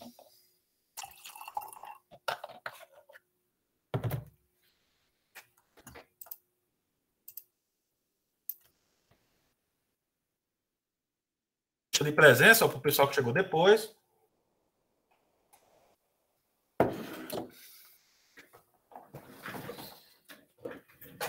Bom, encerramos as penicilinas, né? Vamos agora abordar as cefalosporinas, né? Então, as cefalosporinas também são compostos beta-lactâmicos, certo, gente? São divididos em 5 gerações, né? Cada geração tem uns 200 fármacos, né? Então, não se assustem, todos com nomes, né, horríveis, na minha opinião, né? Mas talvez o grande lance que a gente deve ter em mente agora, né, é saber o que cada geração de cefalosporina pode fazer. Né? Então, se vocês encontram, sei lá, ceftriaxona, né, aí no dia a dia de vocês, ambiente hospitalar, que de acha isso? Aí você olha na bula e vai lá, tá escrito assim, ó, cefalosporina de terceira geração. Então, vocês devem se lembrar da aula do professor Edilson, né, para lembrar que cefalosporina de terceira geração vai ser efetiva contra, né, como veremos a seguir, bactérias gram-negativas, né? Então, esse é o grande lance. Né? Então, aqui, ó, a gente tem a estrutura, né, clássica, Maria, das cefalosporinas. Ó. Então, ó, o anel beta-lactâmico. Só que nesse anel beta-lactâmico, ó, a gente vai ter agora um anel de hidrotiazina. Né? Então, esse anel de hidrotiazina ligado ao anel beta-lactâmico é que leva, portanto, né, à formação das cefalosporinas. Né? No caso das penicilinas, que a gente acabou de falar, aqui tem um anel tiazolidina, né? Uma estrutura química diferente. Tá? Então, essa estrutura das cefalosporinas, ó, permite, né, a adição de diferentes cadeias laterais, ó, no R1 ou no R2. No R1 altera metabolismo e farmacocinética, no R2 altera a atividade bacteriana. Então, é por isso que existem um monte de cefalosporina. Né, porque o pessoal, né, não tem muito o que fazer, brincadeira, gente, vai estar gravado, né? Mas com o intuito sempre de, né, achar um fármaco, né, com a melhor característica farmacocinética, com o melhor efeito farmacológico. Né? Então o pessoal vai alterando essas cadeias laterais, né, sempre com o intuito de achar né, um fármaco mais efetivo e, consequentemente, mais seguro. Tá? Então, ó, as cefalosporinas, né, elas são divididas, né, em 5 gerações, tá? De acordo com o seu espectro de ação. Né? Então, essa informação é que eu acho que é muito importante nesse primeiro momento de vocês. Né? É reconhecer as gerações de cefalosporinas e identificar os seus principais efeitos. Né? Então, ó, as cefalosporinas de primeira geração são aquelas que têm uma ótima atividade contra bactérias gram-positivas, tá? Tem pouquíssima ação contra gram-negativa, ó, mas tem uma excelente ação contra bactérias gram-positivas. Então, se você precisa de uma cefalosporina, né, contra uma bactéria gram-positiva, né, a gente vai escolher uma cefalosporina de primeira geração. As cefalosporinas de segunda geração, elas estão ali no meio. Né? Então, ela tem ação contra gram-positiva, né? Mas é menor do que a de primeira geração, mas ela passa a ter uma ação contra gram-negativas melhor do que os fármacos de primeira geração. Né? Então, a gente expande um pouco o espectro de ação dessas cefalosporinas. Já as de terceira geração, né, como a ceftriaxona, que eu dei o exemplo para vocês, são cefalosporinas que têm, ó, uma menor ação contra bactérias gram-positivas, mas passa a ter uma excelente ação contra bactérias gram-negativas. Né? Então, se a gente tem uma infecção causada por gram-negativa, né, então a gente escolhe, basicamente, cefalosporinas de terceira geração. Né? Quando a gente tem infecções causadas por bactérias gram-positivas, né, em geral, a gente escolhe cefalosporinas de primeira geração. Aí a Larissa pergunta, por que não só tem a 1 e a 3? Né? Basicamente, Larissa, são as mais usadas. Né? As de segunda geração, elas são, se a gente olhasse do ponto de vista prático, né, tem pouco uso, né, mas ainda são. Mas por que existem as de segunda geração? Né? Por conta da ordem cronológica. Né? Então, o pessoal desenvolveu a de primeira geração, aí foram modificando lá aquela estrutura química e chegaram nas de segunda geração. Né? Aí eles quiseram melhorar a ação contra bactérias gram-negativas. Aí criaram a terceira geração. Né? Então, uma geração vai sendo, né, substituída não, né, mas vai sendo precedida da próxima. Né? Sempre alterando um pouco o seu perfil farmacológico. Tá bom? A gente ainda tem a de quarta e de quinta. Né? Quais são as características da quarta e quinta geração? Ó, A quarta geração ela tem um perfil, né, um espectro de ação similar à de terceira geração, só que ela é mais resistente às beta-lactamases, né? Principalmente, ó, essa MPC e espectro ampliado, né? Que são... já te respondo, Larissa. Que são resistentes, né? Essa beta-lactamase ela é capaz de degradar essas cefalosporinas de terceira geração, né? Então, essas bactérias gram-negativas com essas beta, que possuem essas beta-lactamases, né? Elas podem ser tratadas com essas cefalosporinas de quarta geração, né? Devido à sua resistência à ação desse tipo de beta-lactamase produzidas por bactérias gram-negativas. E mais recentemente, gente, as bactérias, as cefalosporinas de quinta geração, né? São as mais jovens, né? Que foram desenvolvidas e têm ação contra Staphylococcus aureus resistentes à meticilina, né? Que é aquele Staphylococcus aureus, né? Que produz uma transpeptidase de alto peso molecular, que faz com que todos os compostos beta-lactâmicos sejam resistentes, né? Com exceção das cefalosporinas de quinta geração. Aí a Larissa pergunta, a de segunda geração é melhor em casos de infecções pulmonares? Não, Larissa. Ela é mais usada principalmente assim de forma empírica, né? Então, alguma infecção, não deu tempo ainda de saber se é uma bactéria gram-positiva ou gram-negativa, né? Aí o pessoal pode utilizar de segunda geração, né? Principalmente infecção do trato respiratório superior, né? É mais nesse sentido, assim. Como ela atua tanto em gram-positiva como gram-negativa, né? Então, pode começar com ela, né? Se a gente não sabe qual é o micro-organismo. Mas se depois da microbiologia falar que é uma gram-positiva ou gram-negativa, ou se fizer o testezinho lá, né, o antibiograma, aí pode passar por uma outra cefalosporina mais específica, né?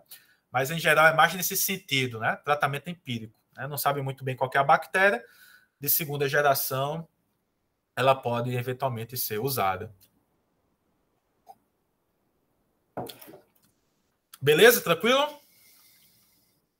A gente já vai...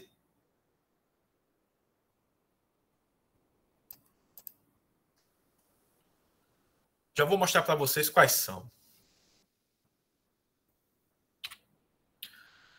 Bom, vamos lá. Ó. Cefalosporinas de primeira geração. Né? Então, ó, de importância aqui no país, a gente tem a cefazolina, que é administrada por via intramuscular. A cefalexina, né? Aposto que você já deve ter ouvido falar da cefalexina por via oral. Né? Cefalotina e a cefadroxila. Né?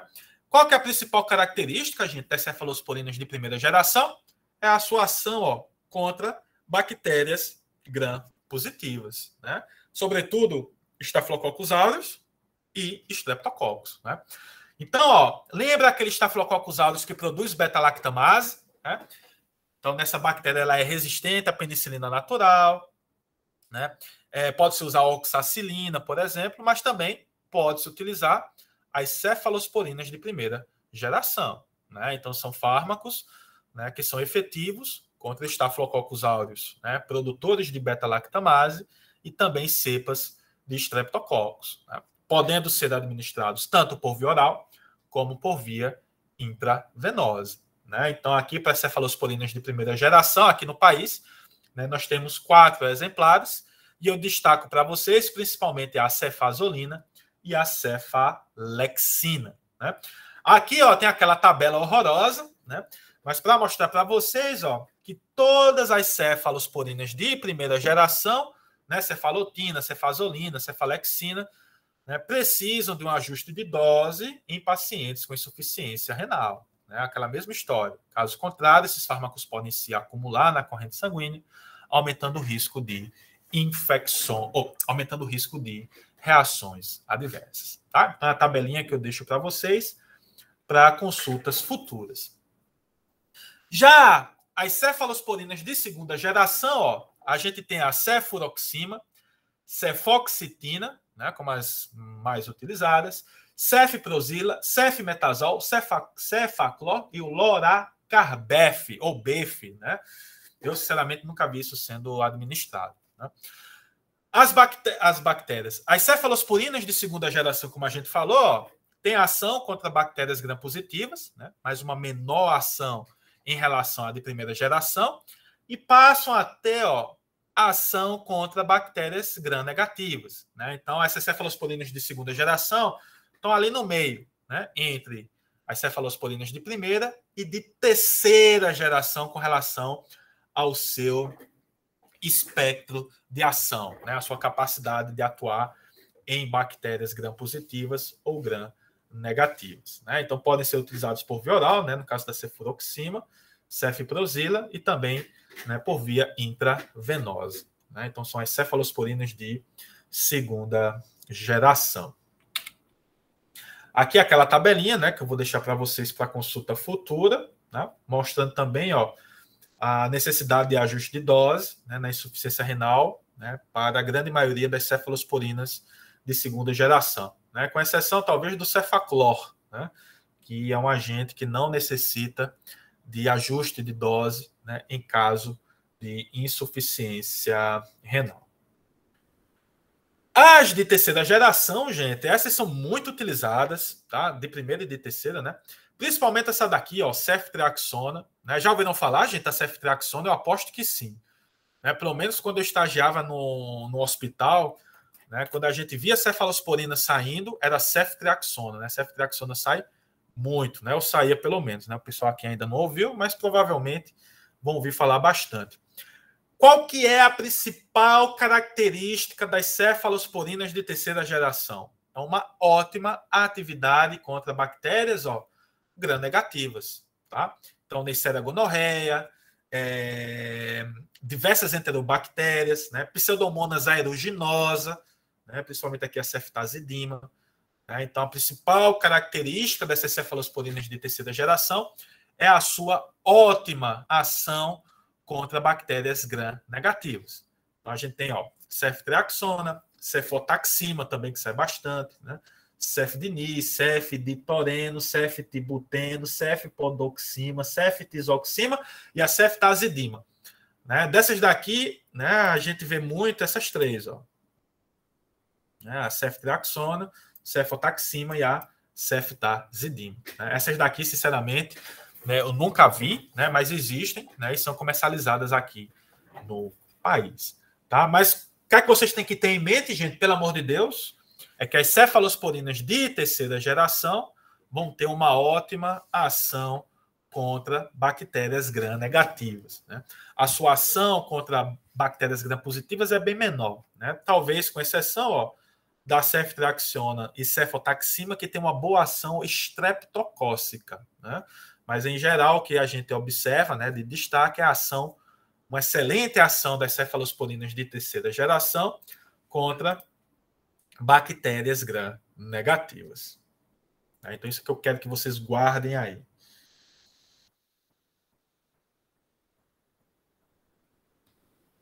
Bom, aqui tem uma tabelinha, né, de novo, ó, mostrando a necessidade ou não de ajuste de dose. Né? Outro ponto importante, gente, da ceftriaxona, né, que faz com que ela seja muito utilizada, são essas duas questões. Ó, anotem aí, isso é importante e cai muito em concurso. Né? É a sua longa meia-vida, né, em comparação às outras cefalosporinas de terceira geração, né, o que permite a sua administração 1 ou 2 vezes ao dia. Né? E outro ponto, ó, é a não necessidade de ajuste de dose em pacientes com insuficiência renal. Né? Então, isso dá uma grande vantagem para a ceftriaxona em relação às outras cefalosporinas de terceira geração. Tá? Então, longa meia-vida, né? E a ausência de ajuste de dose na vigência, né, ou na presença de uma insuficiência renal. Né? Então, isso aqui é uma ótima característica dessa cefalosporina de terceira geração. Bom, de quarta, né, aqui no país a gente só tem a cefepima, né, então ela tem um espectro de ação bastante similar às cefalosporinas de terceira geração.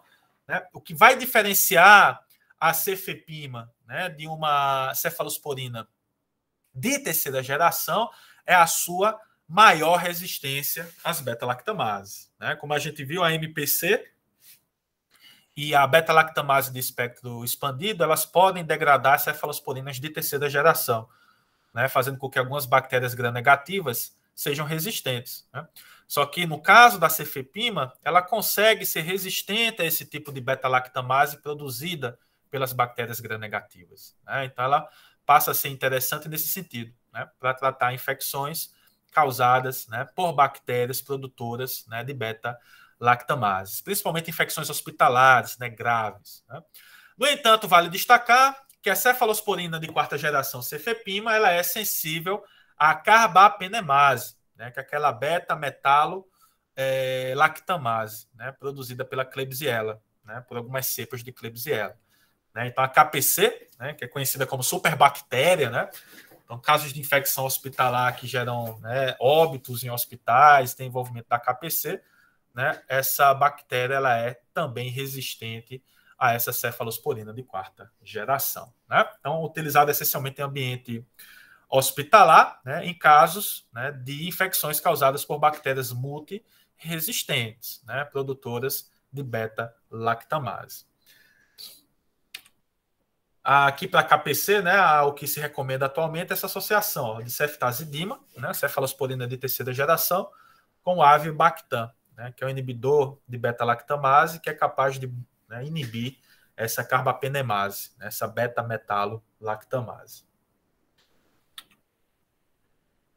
E, gente, por fim, ó, a última geração de cefalosporinas, né, a mais jovem, é a de quinta geração, né, que é a ceftarolina e o ceftobiprole.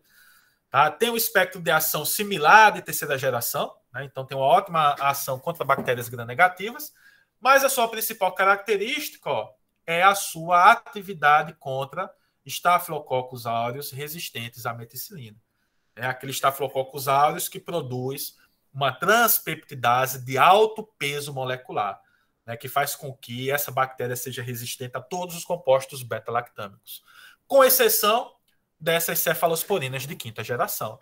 Tá? Então, são fármacos utilizados em ambiente hospitalar para o tratamento de infecções graves, né, causadas por essa cepa de bactéria. Né? Então, são dos poucos antibióticos, né, que são eficazes, né, contra essa cepa de superbactéria, né, Staphylococcus aureus, resistentes à meticilina. Bom, então aqui está as indicações. Ó. Primeira geração é efetiva contra bactérias gram-positivas. Né? Então ela é muito usada, ó, em infecções de pele e tecidos moles, né, onde a gente sabe que tem bactéria gram-positiva envolvida.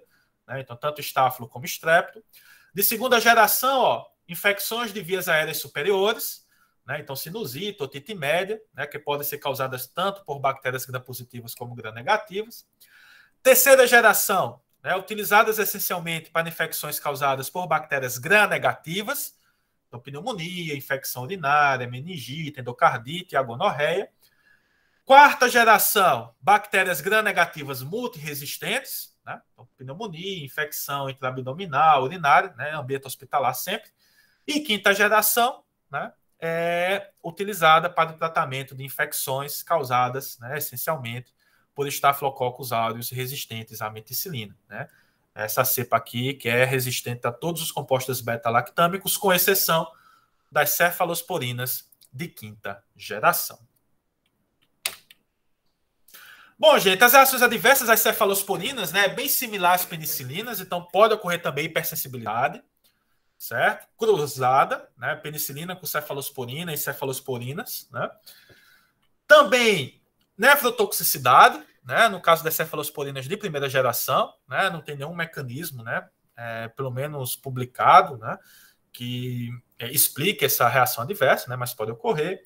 Distúrbios gastrointestinais e náuseas e vômitos, né, causadas por cefalosporinas administradas por via oral, e risco de sangramento, né, com relação às cefalosporinas de segunda e terceira geração. Né, então, são as principais reações adversas relacionadas às cefalosporinas. Né? E para encerrar, gente, né, a nossa primeira parte, a gente ainda tem os compostos carbapenêmicos e os monobactâmicos. Né? Com relação aos carbapenêmicos, a gente tem o imipenem, o meropenem, doripenem e o ertapenem, né, que são os principais agentes, né, comercializados ou vendidos aqui no país. Né? Esses são aqueles antibióticos, assim, digamos, que a gente fala no popular, né, antibiótico forte, né, porque tem um amplo espectro de ação. Né? São ativos contra a grande maioria das gram-positivas e das bactérias gram-negativas. Né? São fármacos resistentes à beta-lactamase, mas não tem nenhuma ação, ó, contra aquele Staphylococcus aureus, né, que produz uma transpeptidase de alto peso molecular, tá? Então, essa é a grande característica dos compostos carbapenêmicos. E tem indicação, né, no tratamento de pneumonias, infecções intraabdominais, urinárias, em geral, em ambiente hospitalar. Né? Então, é aquele antibiótico forte, né? O paciente falhou com as primeiras opções, né? Então, precisa salvar esse paciente, composto carbapenêmico pode ser utilizado, né? A cilastina aqui, ó, junto com o imipenem, gente, é para reduzir o metabolismo renal, né? O imipenem ele pode ser metabolizado nos rins e a cilastina inibe esse metabolismo, né? Aumentando, portanto, a meia-vida desse fármaco, né? O azetrionan, né, é um composto monobactâmico, mas ele vai ter ação, né, somente contra bactérias gram-negativas. Né? Então, essa é uma grande característica desse composto aqui monobactâmico. Né? Então, está aqui ó, o anel beta-lactâmico, né? É um agente que vai atuar somente contra bactérias gram-negativas, né? Também é resistente às beta-lactamases, né? Então, o que garante, portanto, uma boa ação em bactérias gram-negativas. Mas, independentemente se são compostos carbapenêmicos ou monobactâmicos, ó, eles não possuem ação contra a KPC, né? Que é a Klebsiella pneumoniae carbapenemase, né? Porque essa carbapenemase, ó, como o próprio nome já diz, é capaz de degradar os compostos carbapenêmicos também e os monobactâmicos, tá? Então, atualmente, né, a principal opção no tratamento de infecções causadas pelo KPC é a ceftazidima, né, uma cefalosporina de terceira geração, em associação com o avibactam. O avibactam é capaz de inibir essa carbapenemase, né, essa beta-metalo lactamase, né, que é capaz de degradar a grande maioria dos compostos beta-lactâmicos.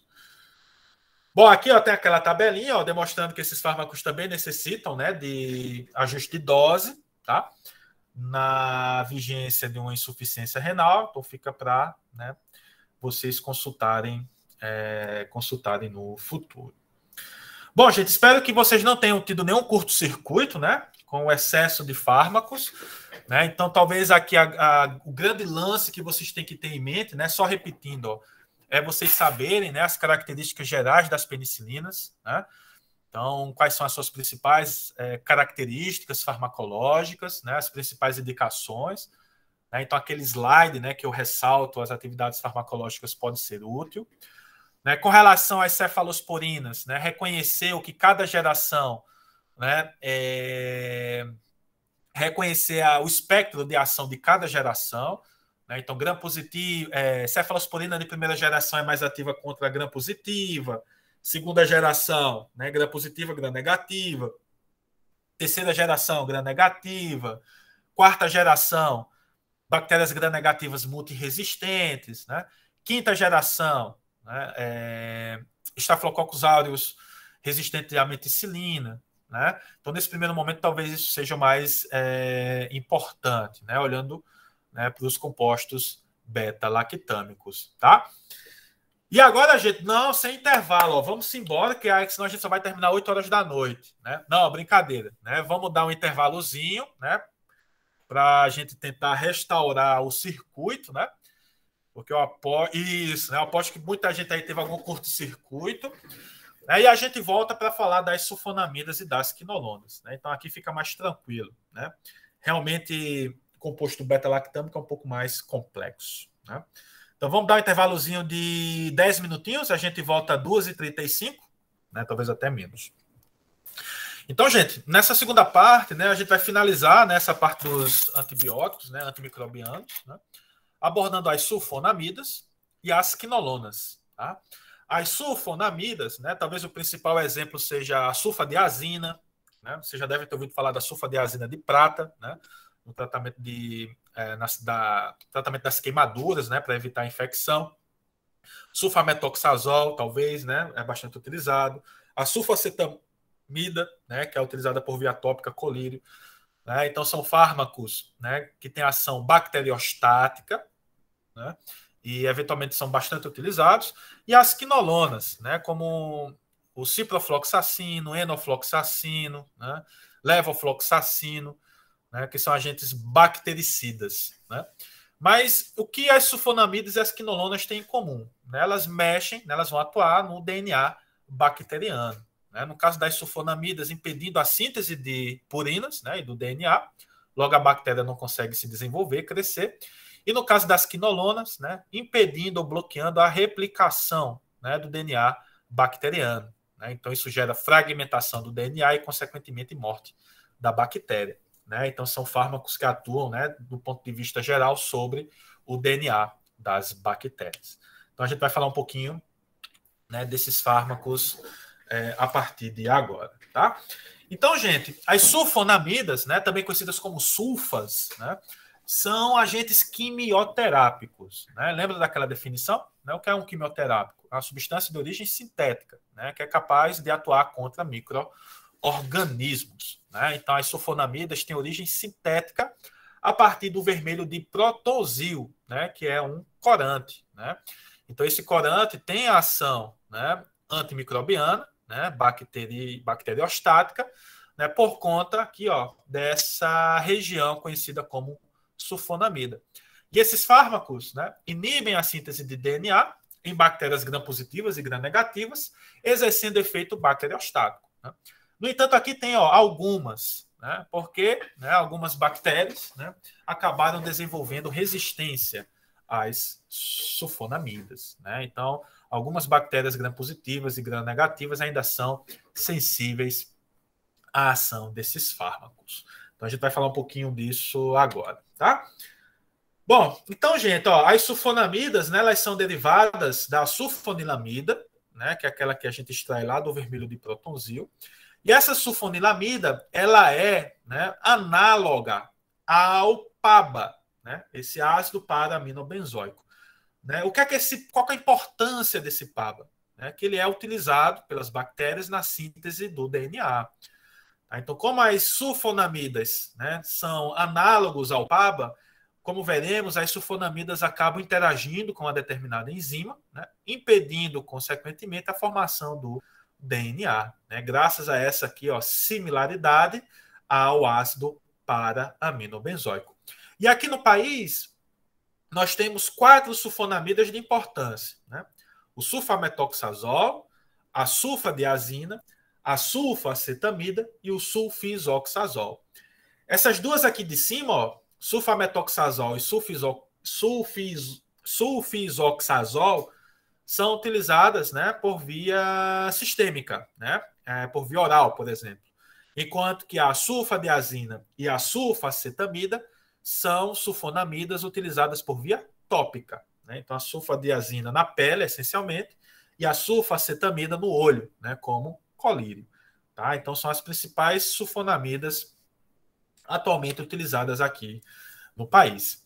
E como que elas atuam? Né? Então, esses fármacos atuam aqui, ó, lá na bactéria, inibindo uma enzima conhecida como dihidropteroato sintase. O que é que essa enzima faz? Ela conjuga o PABA, né, que é o ácido para-aminobenzoico, com a pteridina, né, levando à formação do ácido dihidropteróico, né, que é uma das etapas iniciais da síntese das purinas e, consequentemente, do DNA. Então, esses fármacos, ao inibirem essa enzima, ó, a dihidropteroato sintase, eles prejudicam a síntese do DNA bacteriano. Né? Então, a bactéria ela não consegue, né, crescer, não consegue se desenvolver, né? Não consegue se reproduzir. Então, esses fármacos acabam exercendo um efeito bacteriostático. Né? Eles impedem o crescimento das bactérias, dando oportunidade, portanto, ao nosso organismo para combater a infecção. Né? Então, é um mecanismo de ação super simples. Né? Esses fármacos atuam nessa enzima de dihidropteroato sintase, bloqueando, portanto, né, a síntese do DNA bacteriano. Então, a bactéria ela não consegue crescer, não consegue se dividir. Esses fármacos acabam, então, produzindo um efeito bacteriostático.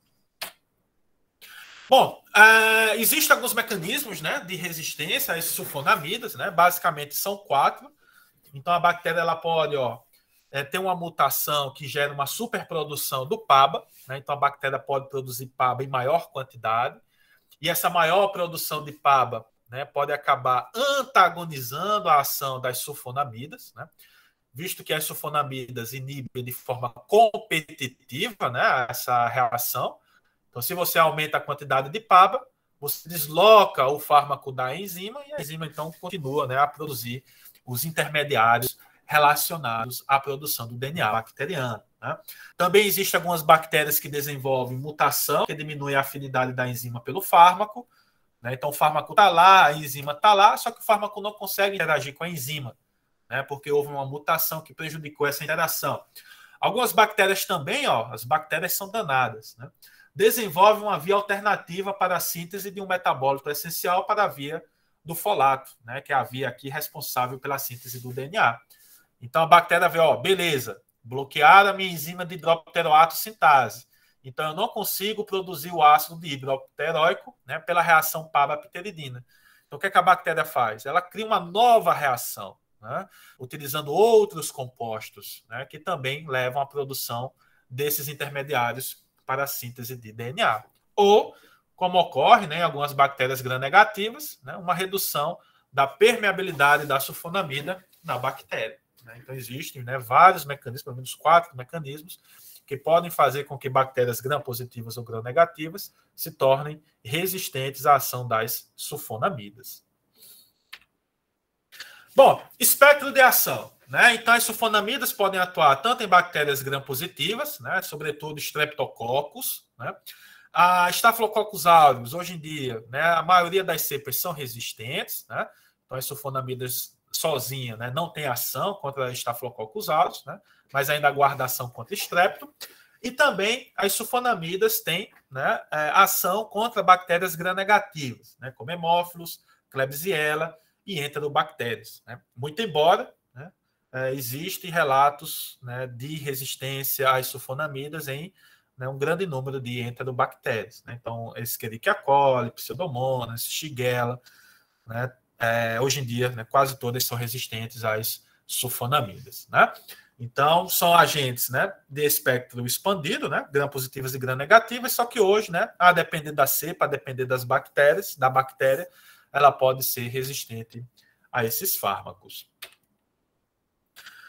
Bom, com relação à farmacocinética, né, as sulfonamidas são utilizadas por via oral, né, com exceção da sulfadiazina, né, sulfadiazina de prata, que é para uso tópico, né, em queimaduras, e a sulfacetamida, utilizada no olho como colírio. Né? Então, o sulfametoxazol e o sulfadizaxol, né, são agentes utilizados por via oral, né, rapidamente absorvidos, amplamente distribuídos, atravessam a barreira placentária, tá, podendo causar efeitos tóxicos, né, para o feto, e são eliminados, ó, inalterados ou como metabólitos na urina. Né? Então, essa eliminação inalterada, né, faz com que as sulfonamidas, né, tenham uma importante ação no tratamento de infecções urinárias. Né?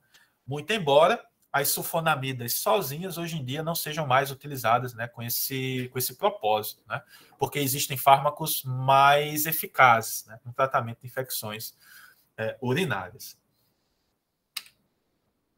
Bom, indicações, gente. Então, ó, no tratamento da nocardiose, né, não sei se vocês já viram isso, eu nunca vi, né, mas parece ser bem feio, né?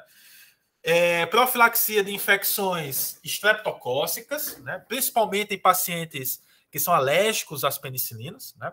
Então, o paciente alérgico à penicilina e está com a faringite estreptocócica, né, não pode usar a penicilina. Né? Então, a alternativa são as sulfonamidas, né? Principalmente o sulfametoxazol associado à trimetoprima, que a gente vai falar já já. Né? Então, é a alternativa em pacientes alérgicos às penicilinas. Também, ó, no tratamento, né, de infecções causadas por clamídia, né, a sulfadiazina de prata para evitar infecções em queimaduras e, né, no tratamento de infecções do trato urinário, né, principalmente causadas por bactérias gram-negativas. No entanto, vale destacar, gente, que dificilmente as sulfonamidas são utilizadas, né, para o tratamento de infecções no trato urinário, né, de forma isolada. Né. Como a gente vai ver já já, a mistura sulfametoxazol mais trimetoprima, né, ela é mais eficaz do que as sulfonamidas isoladas. Né. Então, tende a ser mais utilizadas, por exemplo, né, até mesmo no tratamento das infecções estreptocócicas e também infecções do trato urinário. Né? Então, algumas reações adversas das sulfonamidas, tá? Então, distúrbios do trato urinário, né? as sulfonamidas podem se precipitar, né, lá no néfron, né, formando cristalúria, podendo entrar mesmo induzir insuficiência renal, anemia hemolítica aguda, náuseas e vômitos e reações de hipersensibilidade. Né? Então, também podem causar alergia em uma parcela dos pacientes. Né? Então, o enfermeiro, né, que está acompanhando um paciente em uso de sulfonamidas, né, deve sempre estar atento ao exame de sangue, de função renal desse paciente, né, para ver se está tudo ok.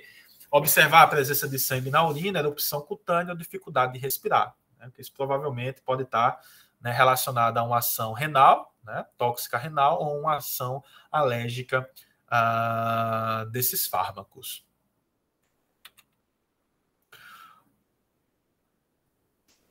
Isso! Mas o fato de cristalizar. Não é que era mais comum antigamente, né? Talvez hoje em dia, como caiu, né, a utilização e o pessoal está usando mais, né, o sulfametoxazol, que, se não me engano, ele é mais seguro nesse sentido, pode ter reduzido um pouco, né?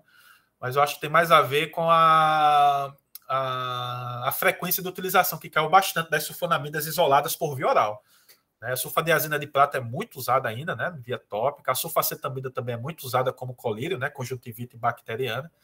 Né, mas por via oral tem caído um pouco, né, a utilização das sulfonamidas. Talvez esse seja o motivo. Né? Mas porque eles foram alterados também, né, professor? Como assim alterados? Para não cristalizar. Não sei dizer não. Como assim? Eu tinha visto no livro algo do tipo que antigamente era mais fácil cristalizar, né? Então havia muitos casos, só que aí hoje em dia quase foi proibido, né? Esse fármaco. É porque assim, existiam outros, né? Eu sei que existiam outras sulfonamidas, né? Que talvez tenham maior tendência de cristalizar. Aí talvez eles tenham modificado quimicamente, né? Para formar, por exemplo, o sulfametoxazol, que tem menor tendência, né? Mas não quer dizer que não existe o risco, assim, só tipo ter menor tendência. Pode ocorrer, mas em menor frequência do que outros, né? Talvez seja isso, tá? Não sei, né? Eu não tenho essa informação. Eu sei que existem um monte de sulfonamidas, né? E atualmente, basicamente, só são essas 4 que são usadas, né? 2 por via oral só e o restante por via tópica. Né? Então, talvez seja por esse lado aí, né? Mas, Evelyn, o tchan do negócio, né? É associar as sulfonamidas com esse fármaco aqui, a trimetoprima. Né? Então, por via oral, né, o uso de uma sulfonamida isolada, quase a gente não vê mais. Né? Quando a gente precisa de uma ação sistêmica da sulfonamida, normalmente ela vai estar associada à trimetoprima. Né? Aqui no país, o medicamento, né, de marca, ele é conhecido como Bactrim. Não sei se vocês já ouviram falar. Eu, quando era criança, vivia tendo muito problema, né, de infecção na garganta, e sempre o médico passava para mim Cataflam e Bactrim. Né? Então, o Bactrim antigamente saía muito. Né? E o Bactrim nada mais é do que a associação do sulfametoxazol com a trimetoprima. Né? A trimetoprima também inibe a produção do DNA bacteriano, né? Mas ela atua num ponto da reação mais abaixo. Né? Então, a gente tem 2 fármacos que atuam inibindo a síntese de DNA bacteriano, mas, né, em diferentes pontos. Então, isso acaba gerando um efeito sinérgico, né? Então, aumentando a ação, né, bacteriostática, né, aumentando também o espectro de ação. Então, por vezes, a bactéria ela pode ser resistente ao sulfametoxazol, mas a trimetoprima, né, é capaz ainda de exercer um efeito bacteriostático. Né? Então, essa mistura ela acaba sendo, né, mais interessante, né, quando a gente precisa, por exemplo, da utilização de uma sulfonamida por via oral, né, por via sistêmica. Né? Aposto que vocês já ouviram falar do Bactrim. Né? Se não for no curso de enfermagem, com certeza, talvez na vida de vocês. Né? Se alguém aqui foi alguma criança que ficou muito doente, né, feito o professor Edilson, provavelmente já devem ter feito uso desse Bactrim. Né? Inclusive, muita gente fazia automedicação, né? Estava com gripe ou qualquer outro problema viral e tomava Bactrim, né? Culpando a coitada das bactérias. Né? Só que hoje em dia, né, os antibióticos eles são dispensados somente com, né, retenção de receita. Né? Então, hoje em dia, a venda de antibiótico é bem mais controlada. Né? Mas na época que o professor Edilson fazia graduação, por exemplo, como a Deane falou, era igual a dipirona. Né? Você comprava Bactrim, gente, em mercadinho, sabe? Mercadinho de bairro. Você ia no mercadinho do bairro, me dê aí uma dipirona e um Bactrim. E o cara vendia. Né? Aí hoje em dia só tem a dipirona lá no mercadinho de seu Zé. Né? Bactrim não pode mais. Então, né, é uma associação realmente aqui bastante empregada. Por quê? Porque causa um efeito sinérgico, né, aumentando o espectro de ação. Então, por exemplo, se a gente tem uma infecção urinária, né, é mais comum o médico, né, o prescritor, passar sulfametoxazol e trimetoprima do que o sulfametoxazol sozinho. Né? Então, essa é uma associação bastante, né, utilizada. Tá? Então, aqui para mostrar para vocês onde é que ocorre aqui as coisas. Ó. Então, o sulfametoxazol atua aqui em cima, ó, inibindo a dihidropteroato sintase, e a trimetoprima atua aqui embaixo, ó, inibindo a dihidrofolato redutase. Então, atua na mesma via, bloqueando a síntese de purinas e, consequentemente, de DNA. Então, mesmo que a bactéria, por exemplo, seja resistente ao sulfametoxazol, a trimetoprima pode acabar exercendo alguma ação, né, garantindo, portanto, uma ação bacteriostática. Né? Muito embora, né, bactérias também possam, gente, se tornar resistentes também à trimetoprima. Né? Então, isso já existe, né, já há relatos. Né, e o principal mecanismo é a produção de uma enzima, né, ó, com menor afinidade pelo fármaco. Né? As bactérias são micro-organismos, né, muito versáteis. Né? É uma briga eterna, acho que eu comentei com vocês já. Né? Então, na medida que se desenvolve uma estratégia, né, alguns anos depois, ou até mesmo alguns meses depois, já começam a surgir cepas de bactérias resistentes. Né? Então, é uma briga que não para, né? Desenvolvendo novos antibióticos e as bactérias desenvolvendo novos mecanismos de resistência. Né? Acho que eu falei isso para vocês também, né? Tinha uma época que na aula eu falava assim que um dia a gente vai perder essa guerra e as bactérias vão dominar o mundo, né? Só que eu esqueci de um detalhe, né? Também existem os vírus, né? E muitos vírus, né? A gente não tem um tratamento antiviral adequado, né? A gente vai ter uma aula sobre antivirais, né? A gente tem vacina, né? Alguns medicamentos, né? Mas quando surge um vírus punk, né? Vocês viram, né? É meio complicado. Né? Então, é torcer para nunca surgir nenhum tipo de vírus. Né? Parece que eles são piores do que as bactérias.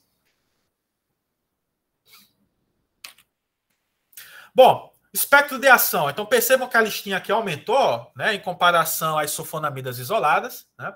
Então, a mistura de sulfametoxazol e trimetoprima é efetiva contra estáfilo, streptococcus, né, actinomyces, né, para bactérias gram-negativas, né, incluindo enterobactérias. Né? Então, aquelas bactérias que eram resistentes às sulfonamidas isoladas, elas passam a ser sensíveis para a mistura do sulfametoxazol com a trimetoprima. Né? Muito embora, ó, pseudomonas, né, que é o terror da humanidade, bacterióides fragiles e alguns enterococos já sejam resistentes ao sulfametoxazol e à trimetoprima. Bom, aqui indicações. Ó. Então, infecções do trato urinário. Né? Então, essa mistura ela é mais efetiva do que a sulfonamida isolada, como eu comentei para vocês. Né? Então, tem uma infecção do trato urinário, é comum a prescrição do Bactrim, né? Ao invés de uma sulfonamida isolada. Também, ó, infecções do trato respiratório, né? Bastante utilizada. Do trato gastrointestinal, né? A nocardiose também, né? Como também no tratamento da cólera, infecções de tecidos moles e a osteomielite. Então, são algumas indicações da mistura sulfametoxazol mais trimetoprima. Mas o grande lance, talvez, aqui, gente, é lembrar, né, ó, que a trimetoprima é associada, né, para causar um efeito sinérgico, né, aumentando o espectro de ação da sulfonamida, né, visto que, né, as sulfonamidas isoladas, né, podem ser ineficazes, né, em bactérias gram-positivas e algumas bactérias gram-negativas. Com relação às reações adversas, né, as típicas das sulfonamidas, que a gente acabou de falar, hipersensibilidade, nefrotoxicidade, né, mas também aí inclui a leucopenia, né, que pode ser um efeito antifolato da trimetoprima, e uma reação de hipersensibilidade conhecida como dermatite esfoliativa, né, que pode ocorrer em alguns pacientes. Né. Então, vocês devem sempre monitorar exames de sangue, de função renal, né, em pacientes em uso das sulfonamidas, observar de novo a presença de sangue na urina, erupção cutânea, dificuldade de respirar, que podem ser, né, algum tipo de complicação contra esses fármacos.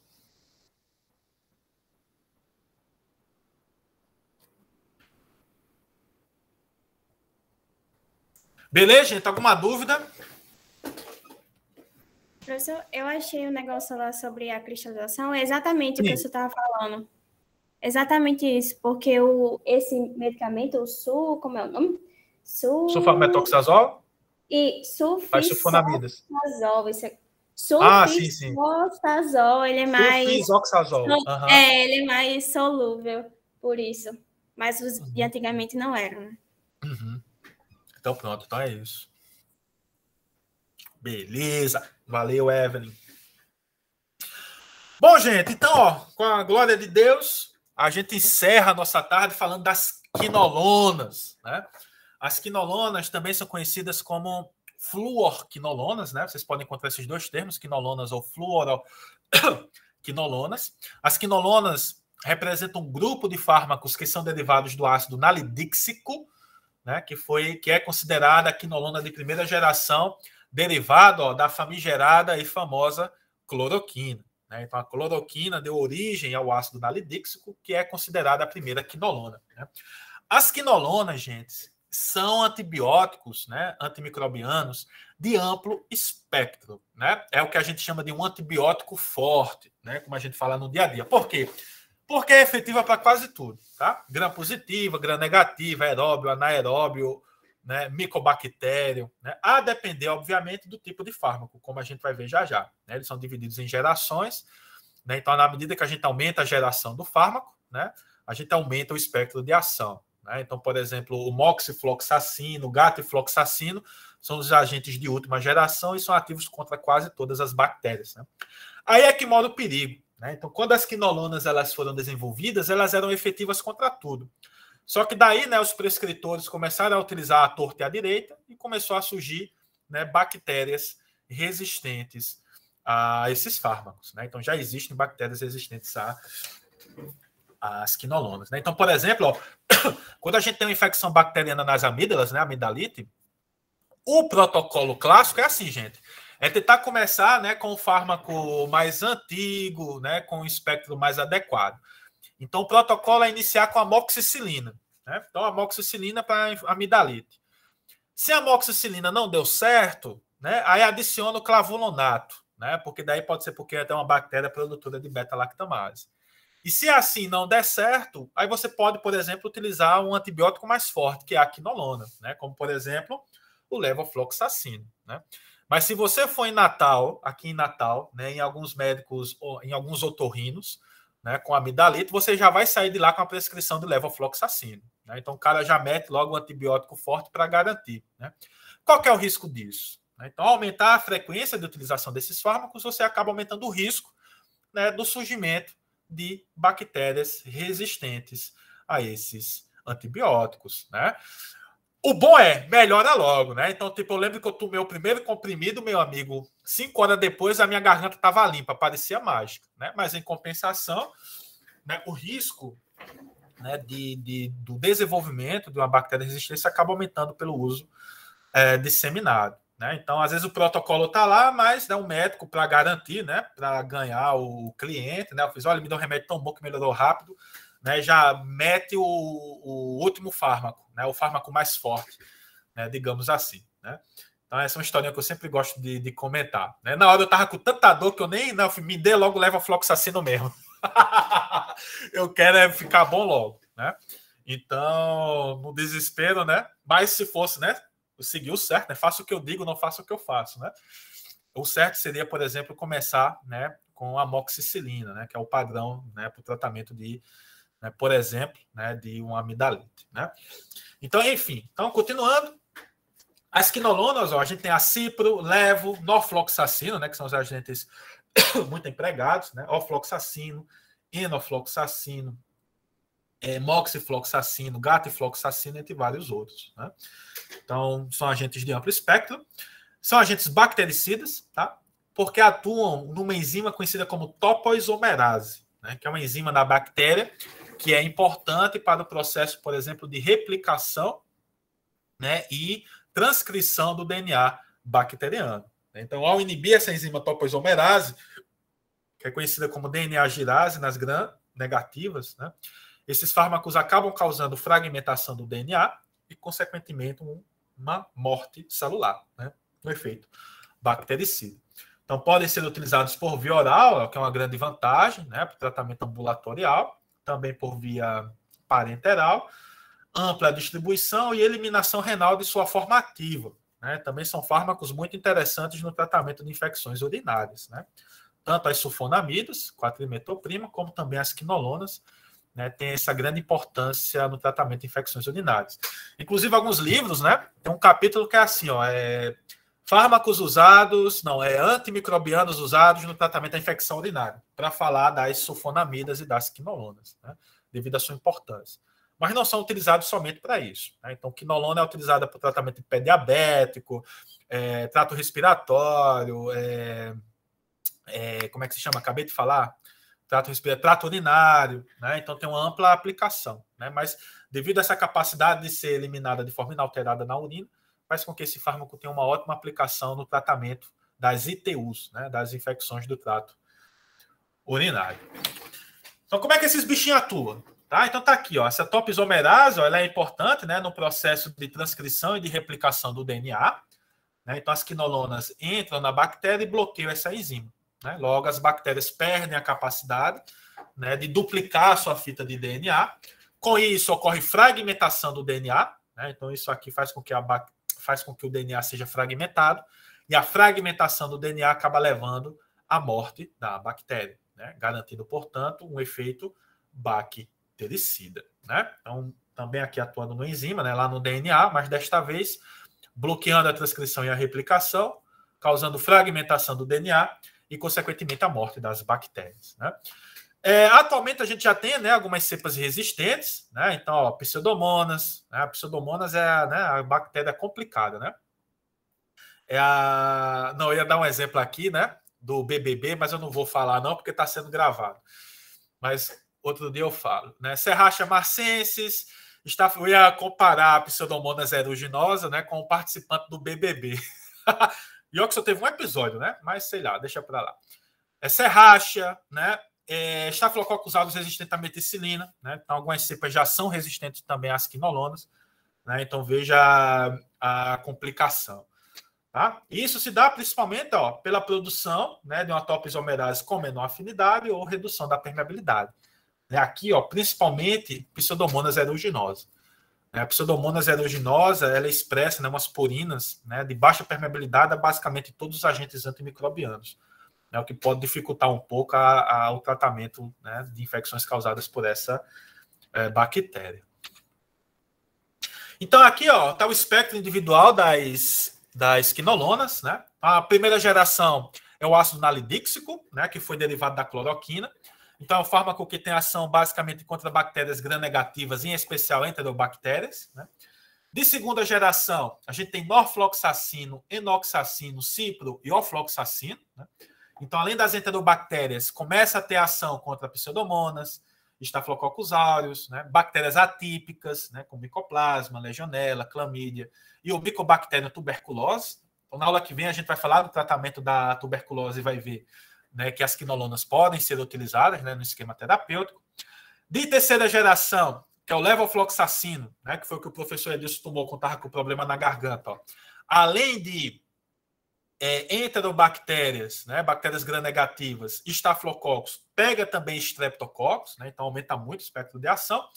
E quarta geração, ó, moxifloxacino, gatifloxacino, igual à terceira, adicionando anaeróbios. Né? Então, esse de quarta geração pega tudo. Né? Então, a gente, né, de um espectro de ação bastante ampliado. Né? Então, na medida que as gerações vão, né, aumentando, o espectro de ação também. Né? Bom, indicações. Então, principalmente, gente, ó, trato urinário, trato respiratório e infecções do trato gastrointestinal. Né? Com relação ao trato urinário, ó, as quinolonas são mais efetivas do que o sulfametoxazol e a trimetoprima. Né?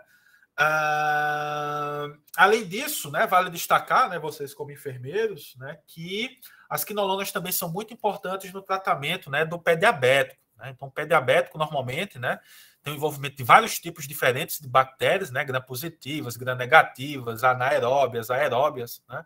Então, quinolonas, como, por exemplo, de quarta geração, são bastante úteis, né, no tratamento, por exemplo, do pé diabético. Né? Então, essa é uma indicação, né, bastante importante das quinolonas.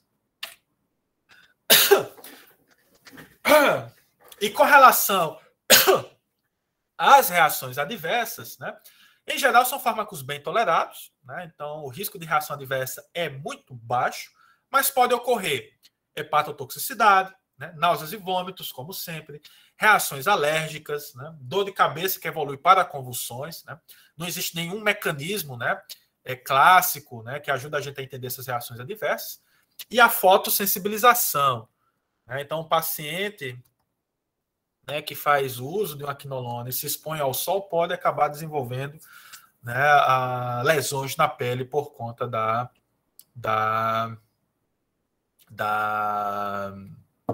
como se chama? Por conta do fármaco. A Júlia perguntou se é de cloroquina. A cloroquina não, né? Assim, é aquela história assim, quando você pega o artigo, né, e vai ver a ação da a cloroquina ela tem realmente ação contra o vírus, tá? Só que quando você vai ver a quantidade de cloroquina que é necessária para matar o vírus, é uma quantidade muito alta. É como se o ser humano ele precisasse tomar 1 quilo de cloroquina para fazer efeito, né? Só que se ele tomar 1 quilo de cloroquina para fazer efeito contra a Covid, ele acaba morrendo do coração, né? Porque a cloroquina ela mexe né, nos canais. É isso, a mesma coisa da ivermectina, a mesma história. A ivermectina tem ação contra o Covid, né? Mas numa dose muito alta. Né? Então o ser humano deve tomar tipo, um monte de comprimido para fazer efeito. Só que se ele tomar um monte de comprimido para fazer efeito, ele vai ter epilepsia, vai ter dano hepático, né? Então é aquela coisa, risco-benefício, né? Mas morre... Isso. É a mesma história, né? Aí, ó, vocês devem ter, né, cuidado, né, com a função hepática do paciente, né, ver se está tudo ok, se for um paciente hospitalizado, né? Observar a presença de erupções, dificuldade de respirar, porque pode ser, né, uma reação alérgica. Educar o paciente para evitar a exposição à luz solar, né, porque pode ocorrer fotossensibilização. Né? Então, são algumas coisas que o enfermeiro deve estar ciente, né, num paciente que faz uso, por exemplo, das quinolonas. Ok, meus amigos? Com isso, a gente encerra a nossa tarde, tá? Tá aqui a bibliografia, né? O vídeo eu vou disponibilizar no Cigarra, né? Editando aquela nossa conversa, né? Que ocorreu no meio, né? Eu vou tirar. Qualquer dúvida, gente, é só escrever lá no fórum, tá? Do Cigarra. Ou vocês podem me enviar e-mail ou WhatsApp, né? Eu acho que eu já deixei disponível em alguma mensagem, né? Para vocês. Semana que vem a gente volta, né? Para falar de antifúngicos. E eu acho que é tratamento da tuberculose, né? Se eu não me engano. Deixa eu ver aqui. Não, antifúngicos e tratamento da tuberculose e da hanseníase. Tá? É uma aula bem mais tranquila do que a aula de hoje, né? Esse lance de beta-lactâmicos realmente é um pouquinho complicado, né? Porque tem muitos fármacos.